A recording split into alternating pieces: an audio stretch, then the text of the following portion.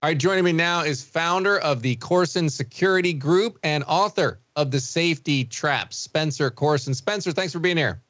Dan, great to be back. All right, we are going to break this thing down. This is the second assassination attempt on President Trump's life here, and it happened at his own golf course. So, Spencer, I want to get your thoughts on this. We kind of have analyzed some of the maps here. I know you have as well. And there's a couple locations that, judging by the AP pictures of where the investigators set up shop with their trucks, of about where he was. We know Trump was on the 5th hole, and he was somewhere in the vicinity of the 6th hole, which on this map here is in the bottom right-hand corner there. You can see that hole.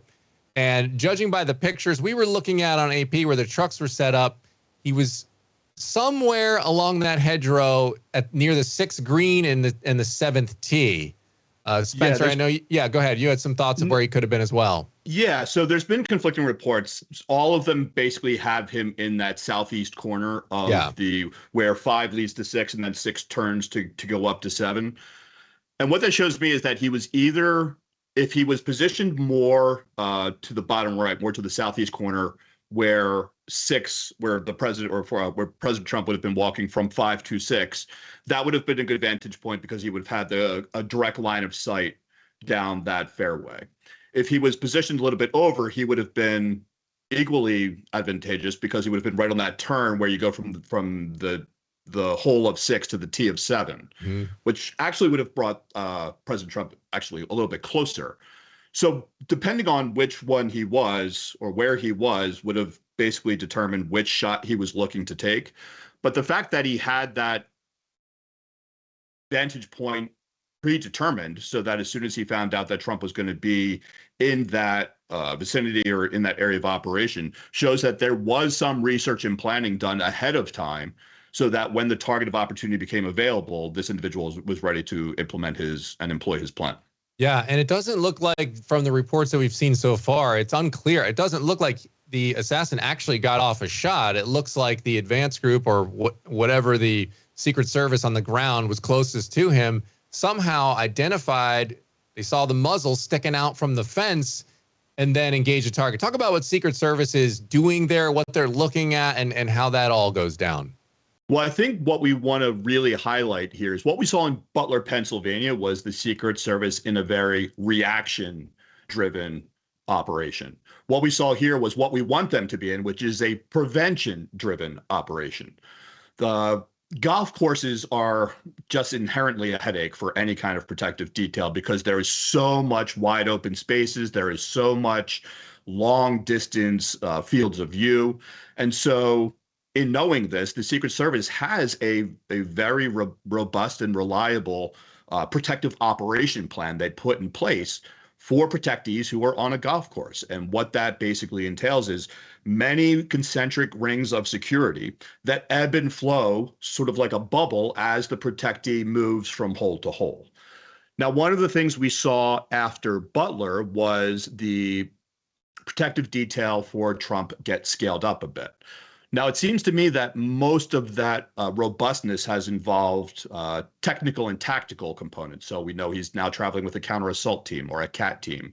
We know he's now traveling with an ambulance. There's been additional vehicles added to the motorcade, which I would reasonably believe have to do with signal intelligence or counter-surveillance assets or surveillance detection assets so that they can have more eyes and ears out while the president or the former president is on the campaign trail. And so what we saw here today yesterday was the president was moving from the 5th hole to the 6th hole. There was an advanced team of agents that were clearing the area that Trump was going to be moving to, identified this anomaly, being that they saw a rifle muzzle sticking out from the bushes that was surrounded by ceramic plates. They engaged that target. That target then fled. They moved the president to a safe location and did their job exactly as they were supposed to do. Yeah. The questions that I have is, who was it that actually detected that suspect? Was it someone who was, what you would see more as a, black shirt, black sunglasses, tactical men in black guy or woman on the green? Was it a surveillance detection or a counter surveillance asset? Was it an aerial asset, someone on a drone who then raided it in? Did they have some kind of like thermal imaging capability that would have picked up that anomaly in the bushes? We don't know, but what we do know is that it worked. Yeah. Well, what we also know is that what President Trump had at his disposal in terms of protective assets is far different than what, say, President Biden would have if he was on that golf course. If President Biden was on that golf course, the entire golf course would have been secured from soup the to outside nuts, too, right? The outside perimeter. Too. Yeah, that highway that was coming down wouldn't have been in play. The highway that was going to or that intersection at the southeast corner, that wouldn't have been in play. That would have all been blocked off. And I think that, there's a lot that we can dive into here, but I think what we want to start with is, hey, Secret Service, great job. Did your job exactly you're supposed to do. Kudos to you. Second part of that conversation is what else can we do to help ensure their effectiveness and President Trump's safety? Because while I think, and correct me if I'm wrong, that Obama was the most threatened president in terms of communicated threats, Trump is quickly becoming the most targeted person under Secret Service protection in terms of assaults on actual principle. Yeah, it really sure seems like that. And I wanted to talk a little bit here about a couple things because there's so many things. But number one, how in the world did this guy, what are the possible options here, Spencer, for this guy to have known that Trump was getting on the golf course? Because the reports are that it was a very short list of people that knew, and that also it was a relatively late decision. He kind of late morning is like, hey, you know what? I think I'm going to golf today. One of those sort of situations. So how was it just, I'm trying to run through these in my head. Was it just pure luck that he was out there and said, you know what? I'm thinking maybe Trump will be at the golf course today and I want to shoot him. So I'm just going to go sit out here all day. Or did he get advance notice? What are the options here for possibilities? So I think what we're talking about here is what in my world we would call protective intelligence, right? So one of the things you're looking for, or let's say that in my old job when I was like on the targeting side of the house, you want to know what if someone does, how often do they do it, where do they do it, how often do they do it, how frequency, similarity, all those fun things. If George Clooney wakes up one morning and says, hey, I want to go get an espresso at the Starbucks down the street, and he takes, cops on his motorcycle and goes down to Malibu and gets a Starbucks, hey, no problem, because no one was expecting him to be there. But if more Saturdays than not, Clooney goes to this Starbucks to get a cappuccino, okay, well, now I know that there's a high likelihood that at some point in time he's going to be here. How much advance time do I need to know that he's going to be there? And how easily can I plan an attack for once he's there? So we know that Trump goes to Mar-a-Lago a lot. We know that he plays golf a lot. And that if he's going to play golf in Mar-a-Lago, he's going to play golf on that course. It's not that hard then to go onto Google Maps and do the research and the planning and see where the different holes are and see where your variability lies. And then it's not that hard when you are in if you look at the nation as a whole, right, it's very hard to predict anything. But the more you zoom in on something, it's very easy to predict. So, for example, like when I was living in D.C., we knew if the president was in town or the vice president was in town because at certain times of day, certain streets were going to get blocked off, right, because of whatever their schedule was. So if you're living in around Palm Beach, West Palm Beach, and you start seeing a certain motorcade, or you see that Trump's plane is at the tarmac, or if you see that certain things are a certain way that are only that way when he's in town, and then you see that it's a nice day, hey, probably a good chance he's going to go golfing today. So having that foresight is kind of what can feed into your operational planning. So look, it's hard to get into the mind of a madman, right? That does something like this, but the thinking probably was something like this because he traveled from either North Carolina or Hawaii. He came from far away, Carolina, right? With his daughter's house or something, right? Right. So he probably wakes up and says, you know what, I'm going to do this. And like you said, he's there a lot, so I'm going to go there. And then maybe he stakes it out for a few days. We don't know how long he was there yet ahead of time. Maybe he stakes it out for a few days or one day, and he just, scopes out the scene around this golf course, says, you know what, like you said, it's a headache for security. So maybe he's thinking that. How long do you think he was actually in the hedgerow there? Do you think that was sort of that day or because like you said, when we were talking in the pregame here, he had these big plates up. He wasn't exactly doing a good job of concealing himself with the muzzle sticking out and all of that. So how long do you think he was there in the spot? So let's say he didn't find out that Trump was there until he got to hole one because of news reports or local intel or literally seeing the motorcade pulling into Mar-a-Lago. Right. So that gives you what, an hour? About that, so 45 minutes to an hour. He's already in the area. It's not that hard he knew from whatever pre-research and planning he had done before where he was going to go, how he was going to set up. He parks his car wherever he's going to go. He's got the stuff in a backpack, walks up, cuts through the woods, and he sets himself up. He could have been there at least an hour, maybe two. Yeah. Okay. But here's the thing, is like, has he done that before? Right. Have there been rehearsals done? I think that's one of the things the FBI is really going to look in now, is they're going to run security analytics on the car. They're going to run the analytics on the security cameras. They're going to run the locations on his cell phone. They're going to see how many times has he been in and around that area of operation planning this very incident to, try to kill President Trump. Well, and you talked about this last time when we were after Butler. And again, and look, I love talking to you, Spencer, but hopefully there aren't any more of these assassination attempts for us to break down here. But you mentioned at the time that, it's an allocation problem, right? They're just not allocating enough resources to him. And the sheriff actually said this in the first press conference on the day, that, he's not the sitting president. Maybe he'll have more. I'm sure he'll have more security next time he's playing around a golf. And it seems to me that that's pretty egregious. First of all, it was weird that he was commenting on Secret Service stuff when he's the sheriff. That was kind of odd to me. But what's it going to take for more allocation of resources? I mean, he already was an attempt on his life, got shot in the head. Why wouldn't he have more of that now?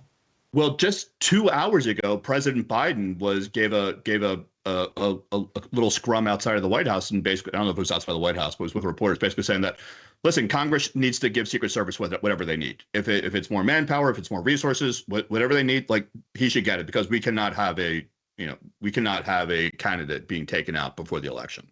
Just so, I don't know what that means, that if you want to scale Trump's detail up so that it matches what Vice President Harris has, or if all three should but you can't, like, the amount of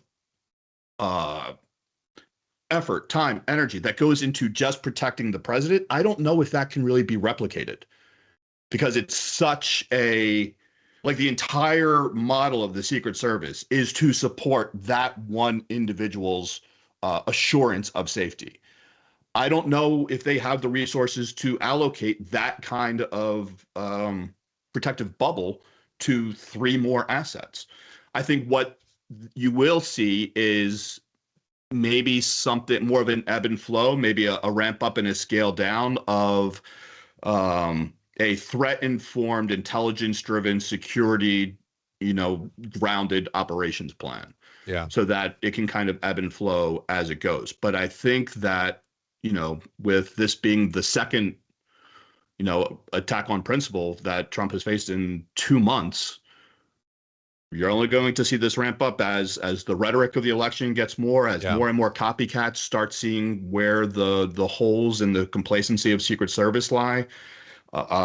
Thank God in both instances, it was just a single gunman who got very lucky, but was ultimately didn't have a high degree of skill set. If I was a Secret Service agent walking anywhere near a protectee right now, I would have my head on a very serious swivel. Yeah. I mean, and at least it seems like they did, because they were able to scope him out. But as you mentioned, the big plates there that were hanging on the fence, I mean, those are going to stick out like a short thumb there, and be relatively obvious. I mean, you mentioned this earlier. I want to talk about that they were fortunate that this guy was an amateur, I believe is what you were saying to me. And tell me about some of the things. I mean, obviously without giving everybody ideas on how to be an awesome professional at this, but what were some of the things that were tip-offs? Well, the fact that he flagged his weapon, right? And what I mean by flagging his weapon is, like, if this is the door and you stick your door here, even though if you're behind the door, I can still see you because this is sticking out. Right. So, I mean, God doesn't draw in straight lines. So if you're a Secret Service agent and you're on the green and you're scanning the perimeter and you're seeing foliage, straight lines of the two plates, and then maybe even like the reflection of the glass from the GoPro, or the reflection of the glass from the scope that had popped out, or even just like, why is that barrel of the rifle sticking out? Like, that's going to be enough to be like, normal, normal, normal, anomaly, draw in focus. What is that? And then as a Secret Service agent, and I'm assuming that the shots that were fired were from the protective agents Yeah. that were on the green itself, choosing to then engage with that target. Shots or reports are that from 4 to 6 shots were fired by the Secret Service agent. Where did those shots go? Because they clearly didn't kill the guy if he was able to get up and run. And the other side of where that person was a highway. So were those shots Into the coming highway, from an agent who was on the green? Were those shots coming from a surveillance detection asset who was kind of maybe walking along the perimeter? Because if you're walking along the perimeter, that would have been much more identifiable because it would have been jutting out in front of you, versus if you're a protection agent seeing on the ground and looking at it, it would have been more of a 3D differential. Yeah. Well, and so yeah, go ahead. Well, I was going to say that all those things, Crutch, if you have that aerial shot, there's like a flyover type of graphic that the golf course made of the 6th hole, which is he's either on the left side of the 6th hole or at the end of the 6th hole. So if you have that, I wanted to take a quick look at that because you mentioned the foliage, and this is just like a, drawing sort of representation, like a AI type image here. Here you go. I mean, it's heavily, there's a lot of foliage on this side. Yeah. So like it's not like just a chain link fence and then, there's a guy behind it. Like it's pretty covered there. So, I'm looking at that and that kind of drawing and I'm thinking, man, it is, thank God that this guy here's the other thing those that tells. Yeah, it also looks like, and I'm assuming that this photo is from the time of his arrest, where he's wearing that like purplish, like peach shirt. Yeah. Which also in among that green would have been an anomaly. Yeah. Even if he was down in the prone, you have the blonde hair and the pink shirt and the tan skin against the green foliage of Southern Florida. That could be something else that would have drawn the agent's eyes to what they're looking for. Because if you're looking at, think about it just in terms of, this is what we call like pattern recognition, right? Or so it's like if it's green, green, green, green, green, green disruption, that's going to be something that your eye is immediately going to identify. And then your training's going to kick in. Hey, anomalies are my specialty. What is that? Let's go investigate. And as soon as they saw the barrel, broke leather, decided to engage the target. All right. And then he fled. And, interestingly, and we'll get to the interrogation and all that and what they're going through right now. We'll talk about that as to what might be going on now. But when he flees, because of that asset allocation that was apparently not up to the same level as you're talking about for the president. So there apparently weren't any agents on the outside of the fence perimeter because he was able to just flee to his car and run away. And if it weren't for a citizen that saw the license plate, this guy might have gotten away. Right. So this is what leads me to believe that it was an agent on the turf itself rather than some kind of surveillance detection or counter surveillance or even an aerial asset, because no one gave chase. No one was able to follow. No one was able to get any kind of bearing on who that was or where they were going. And if it hadn't been for that citizen who said, hey, I saw them, and took a photo of the vehicle that captured the license plate, that the local police were then able to feed into the other assets and protective police agencies in and around that area to finally catch that guy. Who's to say that guy couldn't have come back later and tried again? Yeah, unbelievable. Spencer, let's talk about, okay, so now this guy's in custody.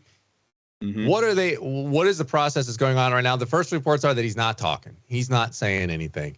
What do you expect to see in this sort of situation? I know it's anybody's guess, right? But what are the typical in these sorts of scenarios where somebody's, what are the typical profiles, that you can think of that this guy may fall into?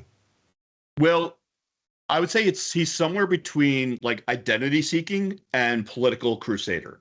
You've seen someone on his social media, which has been reported in several news outlets, that he was he was a supporter of Ukraine. He wanted to go over and fight for Ukraine. He actually went over there in 2022 and he was turned back because he was too old and didn't have any military experience. He's been prolific on social media about how this is a do or die election, that President Biden must win because if Trump wins, it's the end of democracy as we know it. And then we also see that he, as an individual, is disenfranchised. He has no money in the bank, at least as what he told the judge in court either yesterday or today. He only has like 2 trucks under his name, both of which he says are worth about $1,000 a piece. He is a home builder in Hawaii who builds homes for low-income housing. He makes basically about $3,000 a month and is someone who is without. He's a man without a country. He doesn't have he doesn't really have a penny to his name. He doesn't really have anything that's going to define his legacy, and he wants to make a name for himself. And the best way for him to do that is to, at least in his mind, is to advocate for something bigger than himself or martyr himself in that pursuit. Yeah, and that would be the identity kind of. That would be the identity yeah. seeking. Exactly. Like almost like a Sirhan, you will now know my name for right for eternity type thing. Okay, then go into the other profile there. The political crusading? Yes. Yeah, political crusading is basically when you tie your identity to some kind of ideology. It's called a crusader because literally the Crusades. The Crusades went out trying to promote Christianity to the Muslim and quote savage world. What a political crusader does is they, whether that's for the environment or cruelty to animals or what have you, is that becomes that pursuit and the promotion of that cause becomes who you are as a person. Everything you do is of, for, and in support of that belief system. And if you feel that the tides need to be turned through some kind of a drastic measure, you will, send me type of methodology and take that under your own. This is how ISIS and Al Qaeda tried to recruit like lone wolves. It's like, hey, take this under your own. Don't wait for instruction. Show us initiative and champion your ideology through whatever means you deem necessary. And I think that's something that this person kind of clung to. He didn't have much to live for in his own life, and is championing a cause of others. And I think that's one of the things. I think that the FBI will look into 2 key factors. One is motivation, and one is intent. What were the driving factors what was the initial grievance that took hold? What was the ideation that he had that he could do something about it? What kind of research and planning can they prove took place? And then breach and attack are the other 5 steps of the attack plan, or the pathway to violence. Now, and it looks like he got all the way up to the attack. Yeah. Now, how hard are they going to push? Because obviously this is different than just a typical potential crime here, right? This is obviously an attack, a planned attack on a high profile person in the United States, a candidate for president. So because he's not talking apparently now at the moment, or at least earlier today, the report was he hasn't really talked at all yet. He didn't make a plea or file a plea. How hard are they going to push to get him to say something, or are they just going to, if he pleads the 5th and then it's just take your chances in court? Are they going to try to push for more really hard, and what would they do to get that information? I think that determination will come from what the FBI is able to glean during the investigation. If you have a plethora of evidence against someone, and you show them that you have all this evidence, it would behoove them to plea, because why spend 90 years in jail if you can spend 20? I mean, these guys, 58 years old, so a 20-year sentence, he'll still be 78, as opposed to if they throw the book at him and he's in jail until he's dead. So that's when you start. People, when they first get caught or captured, they go into self-preservation mode, but then they're going to start thinking about their families. They're going to start thinking about their legacy. They're going to start thinking about a million other things. And I think what the answer to your question, I think, will be determined by the amount of evidence the FBI is able to glean from their investigation in terms of what his motivation was, how much research and planning he put into this. Because the the more they can demonstrate that this was a premeditated act and that his intention was to kill Donald Trump, the greater and more intense the charges will be, the less they're able to glean and prove. I would say the latter. Yeah. And let's lastly, I want to hit on, and if there's anything else you want to hit on, let me know. But I wanted to touch on, because I've already seen now after Butler, there obviously the suspect was dead, and there wasn't a huge profile of him online. So a lot of speculation came out, and conspiracy theories. People want to, even Melania Trump was saying, hey, we need more answers on this, and she's kind of insinuating that there's more to the story here. And I've already seen people going this route now. People are just so distrusting of the government right now that when they see a second attempt like this, they're immediately going to jump to, okay, is this guy a plan? Who is doing this? And I've already seen a few videos addressing that. What do you make of that reaction, first of all, from the public, and then just anything you've seen on this case on that front that makes you suspicious at all? The biggest problem with the Butler situation is that there have not been any answers. Yeah. And that there almost appears to be this intentional, or there appears to be this intentionality to get it out of the news cycle as quickly as possible. Yeah, it wasn't even mentioned in the debate. Trump mentioned it once, but the moderators did not even mention it at the debate, which I found incredible. But continue. 2 months ago, it was like the #1 story. And I don't care whether it was, the announcing of Kamala Harris as the Democratic nomination, or Joe Biden deciding to step down, or then we went right into the Republican convention and then the Democratic convention. And yes, the world moves at a very quick speed.